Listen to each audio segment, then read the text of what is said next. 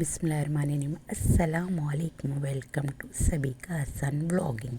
अज़ल से है मकाफ़त अमल का सिलसिला कायम, रुलाया जिसने औरों को वो ख़ुद भी चश्मे तर होगा। तो हमेशा याद रखिए, मकाफ़ात अमल की जो चक्की चलती है ना, बहुत आहिस्ता चलती है मगर पिसती बहुत बारीक है।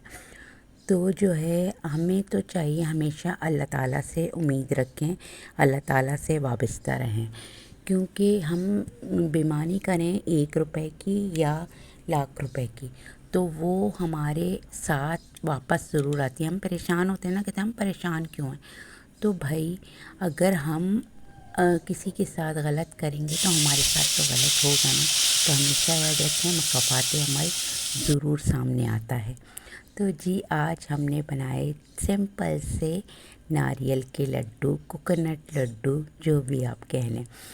तो जी हमने ऐसे बनाई, देखें मैंने आपको दिखाया भी कि हम इसे आराम से बना के जो है ना दूसरों को गिफ्ट में भी दे सकते हैं। तो मैंने लिया था 2 टीस्पून मैंने पहले घी लिया था, फिर इसमें 2 कप मैंने नारियल डाला था। 2 कप नारियल डाल के, लेकिन इसे बहुत ज़्यादा तेज़ आंच पे नहीं भूनिएगा, मीडियम लो रखिएगा आंच, ताकि नारियल जो है आपका जले नहीं बिल्कुल भी। क्योंकि जी अगर ये जल गया तो आपके नारियल के लड्डू तो बिल्कुल बेकार हैं। तो इससे बहुत चाहत के साथ और बहुत सब्र के साथ भूनिएगा। तो जी ये भूनिएगा और फिर जो है इसमें भीनी भीनी सी ज़रा खुशबू आने लगे तो फिर इसमें दूध डाला था। दूध भी मैंने जैसे नारियल 2 कप लिया था ना, इसी तरह 2 कप मैंने दूध लिया था और इसे डाल के खूब अच्छी तरह से जो है इसमें नारियल में खूब अच्छी तरह मिला लिया था। यानी इतना भूना था कि दूध का बिल्कुल पानी जो है ना खुश्क हो जाना चाहिए।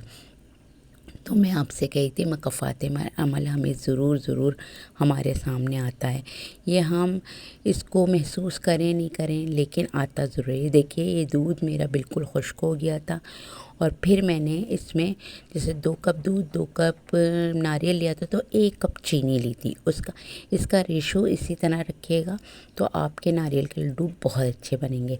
तो 1 कप मैंने चीनी ली थी। अगर आप लोग कम खाते हैं मीठा तो आप उसको कम कर लें चीनी को। वैसे 1 कप चीनी बिल्कुल सही होती है, परफेक्ट होती है। तो जी इसे फिर मैंने भूना था। अच्छा, चीनी जब डालें तो चीनी का पानी निकलने लगता है, तो इसे खूब अच्छी तरह से भूनिएगा। लेकिन मैं हमेशा ये बोलूँगी कि मीडियम लो आंच पे रखिएगा, इसे बहुत तेज़ आंच नहीं किएगा, वरना चीनी जो है वो आपकी जो है सख्त सी भी हो जाएगी और ये लड्डू आपके जलने भी लगेंगे।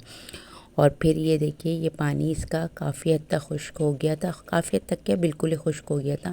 फिर मैंने इसमें 1 से 2 टीस्पून घी और डाला था, ताकि इसे नारियल के लड्डू जब हम बनाएं ना तो ये आसानी के साथ बन जाएं या आपके हाथों पे चिपके नहीं। ये देखिए कितना प्यारा सा कलर आया है ना इसमें। और फिर इसमें जो है मैंने ड्राई फ्रूट्स डाले थे, मैंने बादाम पिस्ते डाले थे। आपको जो अच्छे लगते हैं आप वो ड्राई फ्रूट्स डाल लें, इसमें कोई भी मसला नहीं है। अच्छा जी, फिर इसको मैंने खूब थोड़ा मिलाया था।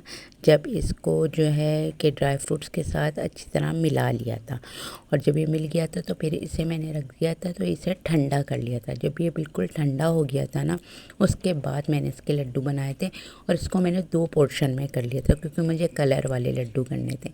ये देखिए 2 पोर्शन में लड्डू के, एक येलो और एक पिंक कलर, 2 कलर मेरे पास मौजूद थे। अगर और होते तो मैं शायद और भी कर लेती। मुझे कलर वाले लड्डू बहुत पसंद है। आप लोग भी बताइएगा कि आपको अच्छे लगते हैं क्या। तो जी ये इस तरह से मेरे नारियल के लड्डू तैयार हो गए थे और बहुत आसान सा तरीका है, बच्चा बच्चा बना सकता है, कोई मुश्किल नहीं है। हाँ ये है कि जो छोटे बच्चे हैं वो कुकिंग की तरफ नहीं जाएं, वो कुकिंग वाला काम अपने मदर से करवा लें, अपनी बड़ी बहनों से करा लें और फिर बना लें, उसमें कोई मसला नहीं है।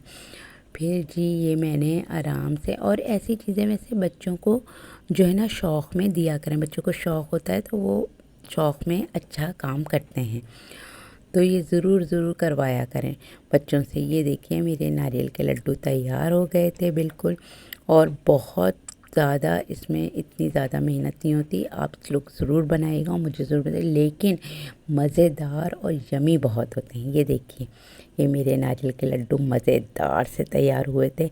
आप लोगों को कैसे लगे हैं मुझे ज़रूर फीडबैक दिएगा। मुझे मेरी ये इजी सी यमी यमी सी रेसिपी आप लोगों को कैसी लगी मुझे ज़रूर फीडबैक दिएगा।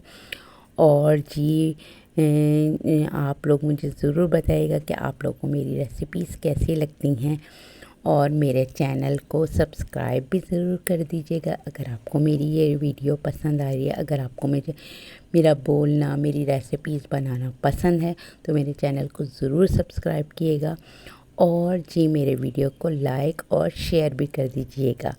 और मुझे यकीन है कि आप लोगों को पसंद आ रही होंगी मेरी रेसिपीज़, तो आप लोग ज़रूर मुझे सपोर्ट कीजिएगा। और मैं आपसे यही कहूँगी कि अपना बहुत ज़्यादा ख्याल रखिएगा, अपने साथ दूसरों का भी ख्याल रखें, और दूसरों से कभी भी कोई गलत बयानी ना करें।